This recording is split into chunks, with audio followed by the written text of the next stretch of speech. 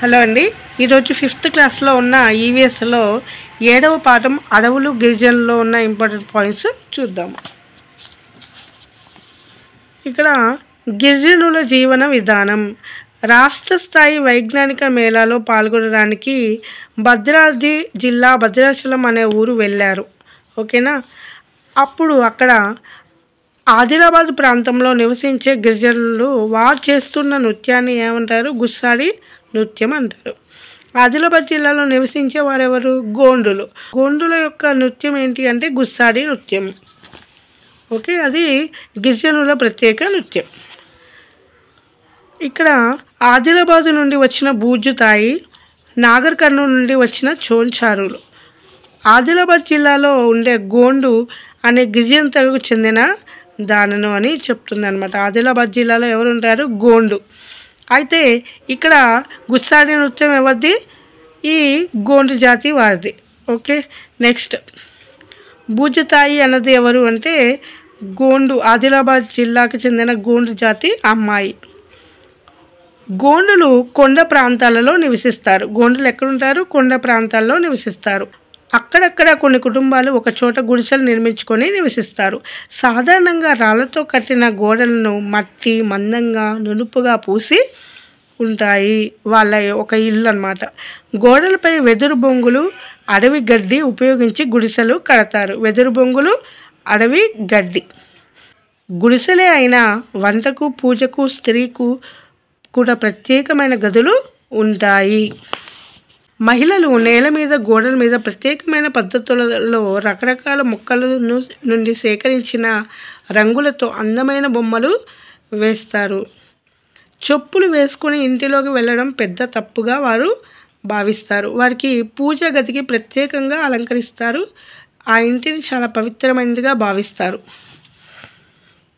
ఇంటికి వచ్చిన వారికి అడవులలో దొరికే వివిధ రకాల పండ్లు, పొగాకు చుట్టలు ఇచ్చి మర్యాదలు చేస్తారు. గోండు జాతి వారు అడవిలో ఎక్కువగా దొరికే పండ్లు, చింతపండు, తేనె వంటి వాటిని సేకరించుకొని వాటిపైననే ఆధారపడి బతుకుతారు. గోండులు వ్యవసాయం కూడా చేస్తారు. పంటలు పండిన తర్వాత ఒక ప్రత్యేక పండుగ చేస్తారు.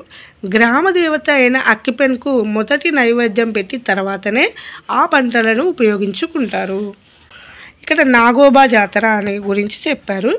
మా గోండులకు నాగోబా అతి ముఖ్యమైన జాతర. నాగోబా ఆలయం ఆదిలాబాద్ జిల్లా ఇంద్రవెల్లి మండలం కేశ్లాపూర్ గ్రామంలో ఉంది. ప్రతి సంవత్సరం 5 రోజుల పాటు జరిగే ఈ జాతరలో ఇతర రాష్ట్రాల ఉండే గోండులు కూడా పాల్గొంటారు. ఈ జాతరలో ముఖ్యంగా చెప్పవలసినది నెమలి పింఛాలతో ప్రత్యేకంగా అలంకరించుకొని గోండులు చేసే సాంప్రదాయ నృత్యం ఏంటిది? గుస్సాడి నృత్యం. నాగోబా జాతర ఎక్కడ జరిగిద్ది? ఆదిలాబాద్ జిల్లా ఇంద్రవెల్లి మండలం కేశ్లాపూర్ గ్రామంలో జరిగిద్ది. ఈ నాగోబా జాతర అనేది ఎవరికి ముఖ్యమైనది? గోండు జాతి వారికి ముఖ్యమైనది. ఇక్కడ ఎవరు నివసిస్తారు? గోండు జాతి వారు నివసిస్తారు. అది ఆదిలాబాద్ జిల్లాలో ఉంది. ఓకే, నెక్స్ట్ చెంచుల జీవన విధానం. చోంచారు అంటే ఎవరి గురించి? చెంచుల గురించి. తెలంగాణ రాష్ట్రంలో నల్లమల్ల అడవుల్లో చెంచులు నివసిస్తూ ఉంటారు. ఓకే, నల్లమల్ల అడవుల్లో నాగర్ కర్నూలు జిల్లాలో ఉంటారు. చెంచు భాష కూడా తెలుగు భాషలాగా ఉంటుంది. నెక్స్ట్ చెంచుల ఆహారం చాలా విభిన్నంగా ఉంటుంది. చెంచులు వారి ఆహారం కోసం ఎక్కువగా అడవి పైననే ఆధారపడతారు. అందుకే వారు అడవిని తల్లిగా పూజిస్తారు. అడవిలో దొరికే తేనె, వివిధ పండ్లు, అడవి సీతాఫలం, కొండ మామిడి, కొండ నేరేడు, వివిధ రకాల దుంపలు, మొక్కల వేళ్ళు, చింతపండు వంటి వాటిని సేకరించి ఆహారంగా తింటారు.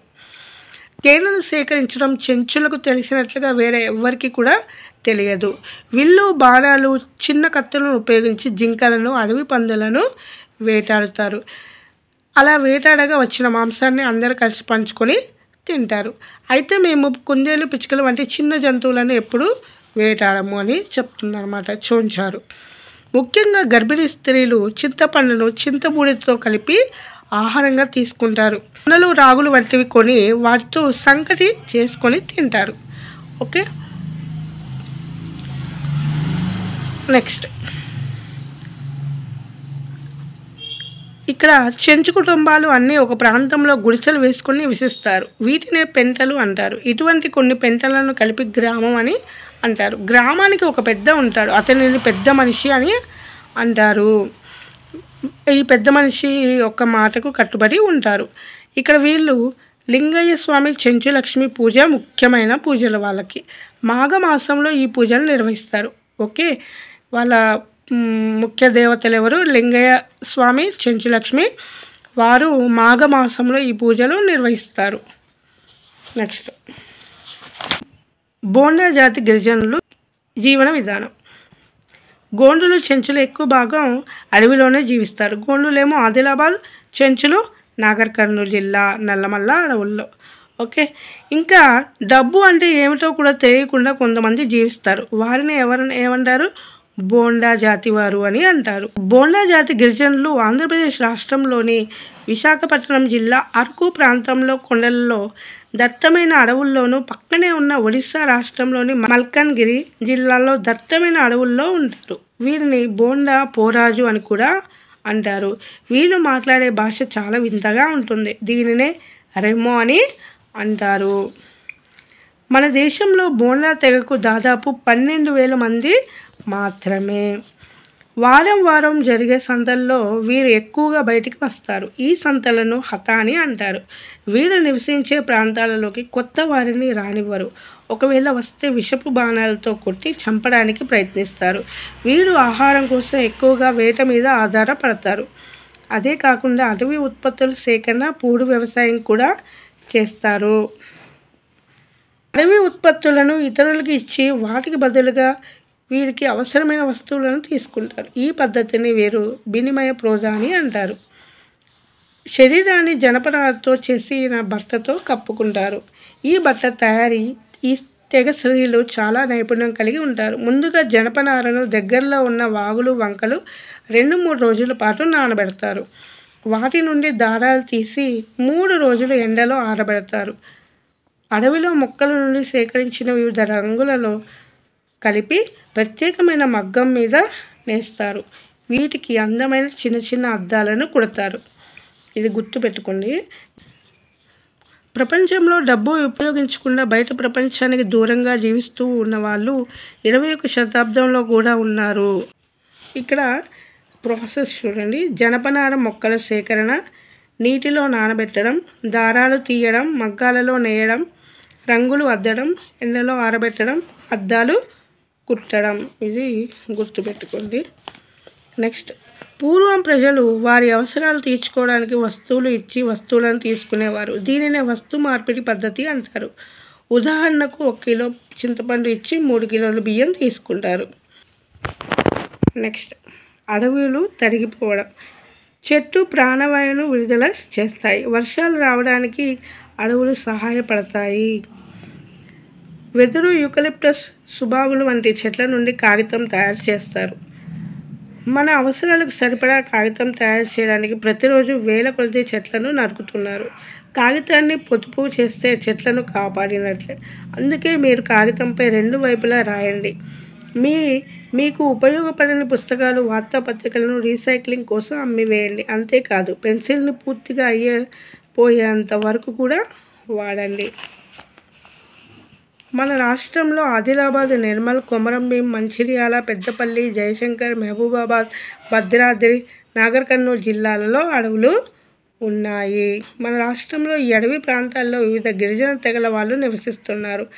ఆదిలాబాద్, నిర్మల్, కొమరంభీం, మంచిర్యాల జిల్లాల్లో అడవులలో గోండు, కొలామి, ప్రధాన్, తోటి తెగలకు చెందిన గిరిజనులు ఉన్నారు. మంచిర్యాల జిల్లాలోని అడవుల్లో గోండు, కొలామి, ప్రధాన్, తోటి తెగలకు చెందినవారు గిరిజనులు ఉన్నారు. తెలంగాణ రాష్ట్రంలోని భద్రాద్రి జిల్లాలోని అడవుల్లో కోయ తెగతో పాటు కొండారెడ్లు ఉన్నారు. మహబూబాబాద్ జిల్లాలో బంజారా తెగకు చెందిన గిరిజనులు ఉన్నారు. మీకు తెలుసా, మన దేశం మొత్తం భూభాగం అడవుల్లో 6,92,027 చదరపు కిలోమీటర్లు అంటే 21.05% ఉన్నాయి. మధ్యప్రదేశ్ రాష్ట్రంలో 77,000 చదరపు కిలోమీటర్ల అడవి విస్తీర్ణంలో మొదటి స్థానంలో ఉంది. మన రాష్ట్రం మొత్తం భూభాగంలో అడవులు 46,389 చదరపు కిలోమీటర్లు అంటే 16.89 ఉన్నాయి. తెలంగాణ రాష్ట్రంలో అటవీ విస్తీర్ణంలో జయశంకర్ జిల్లా మొదటి స్థానంలో ఉంది.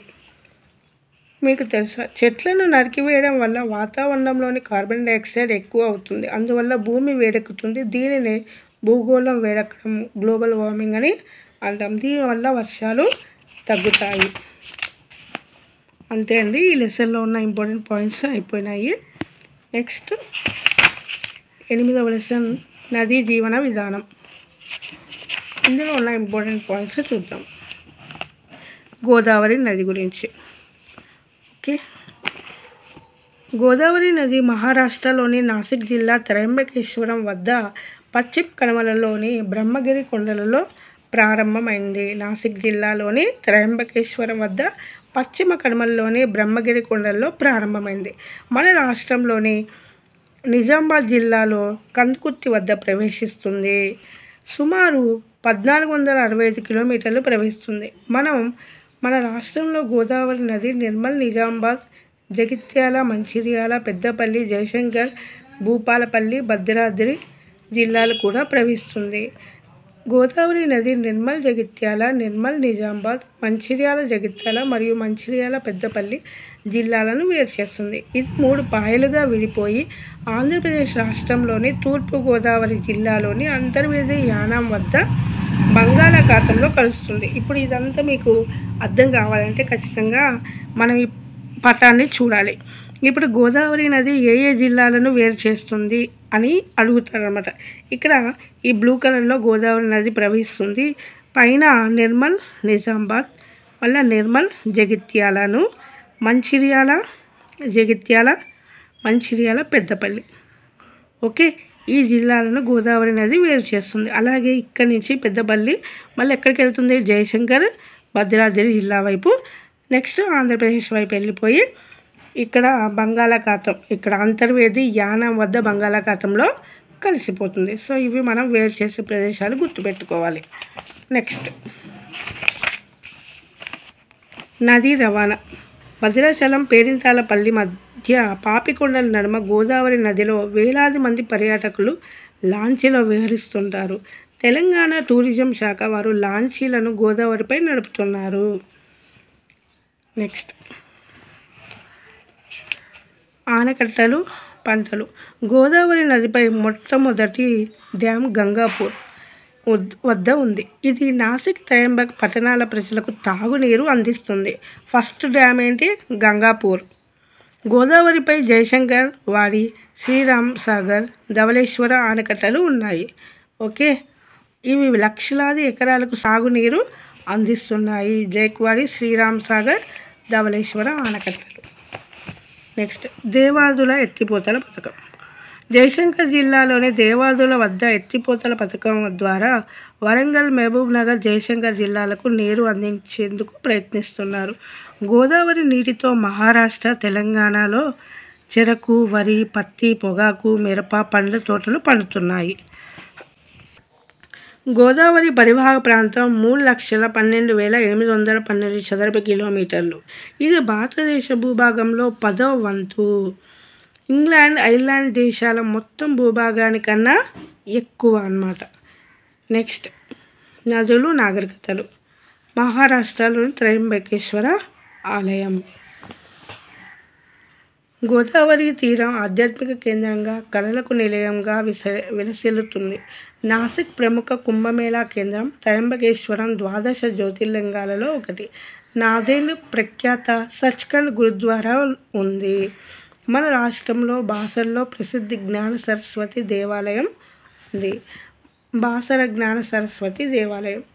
భారతదేశంలో 2 సరస్వతి దేవాలయాల్లో ఒకటి కాశ్మీర్ ఉండగా రెండవది బాసర జ్ఞాన సరస్వతి దేవాలయం. ఇది తెలంగాణ రాష్ట్రంలో నిర్మల్ జిల్లాలో గోదావరి నదుల ఒడ్డున చాళుక్యుల కాలంలో నిర్మించబడింది. ఇది హైదరాబాద్కు 205 కిలోమీటర్ల దూరంలో, నిజామాబాద్ జిల్లాకు 35 కిలోమీటర్ల దూరంలో ఉంది. ఈ ఆలయంలో ముఖ్యమైన ఉత్సవాలు వసంత పంచమి, మహాశివరాత్రి, దేవీ నవరాత్రులు, వ్యాస పూర్ణిమ మరియు అక్షరాభ్యాసాన్ని వేడుకగా జరుపుకుంటారు. అమ్మవారి చదువుల తల్లిగా కొలుస్తారు. ధర్మపురిలో లక్ష్మీ నరసింహస్వామి దేవాలయం, భద్రాచలంలో రామాలయం, మంతనిలో గౌతమీశ్వర దేవాలయం ఇవన్నీ ఆధ్యాత్మిక కేంద్రాలుగా విలసిల్లుతున్నాయి. గోదావరి నదికి ప్రతి 12 ఏళ్లకు పుష్కరాలు వస్తాయి. 12 రోజుల పాటు జరిగే పుష్కరాల్లో నదీ స్నానం చేయడం హిందువులు పవిత్రంగా భావిస్తారు. కొయ్య బొమ్మలకు నిలయమైన నిర్మల పట్టణం గోదావరి తీరంలోనే ఉంది. పరిశ్రమలు, కాలుష్యం. గోదావరి నీటిపై ఆధారపడి అనేక పరిశ్రమలు వెలిశాయి. రామగుండం థర్మల్ పవర్ స్టేషన్ ద్వారా 2600 మెగావాట్లు కరెంటు ఉత్పత్తి అవుతుంది. భద్రాచలంలో paper mill, Kothagudem thermal power station, విద్యేశ్వరంలో సహజ వాయువుతో విద్యుత్ కేంద్రం ఉన్నాయి. గోదావరి తీరంలో నాందేడ్, ఔరంగాబాద్ పారిశ్రామికంగా ఎంతో అభివృద్ధి చెందాయి.